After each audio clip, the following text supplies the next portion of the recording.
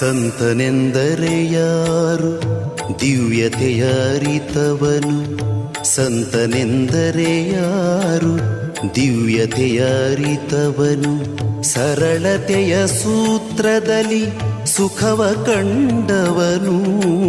ಸಂತನೆಂದರೆ ಯಾರು ದಿವ್ಯತೆಯ ಅರಿತವನು, ಮಮತೆ ಬಂಧನ ಕಳಚಿ ಬಲು ದೂರ ನಿಂತವನು.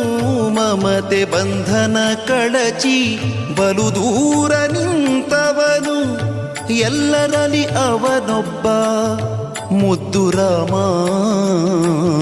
ಎಲ್ಲರಲ್ಲಿ ಅವನೊಬ್ಬ ಮುದ್ದು ರಾಮ.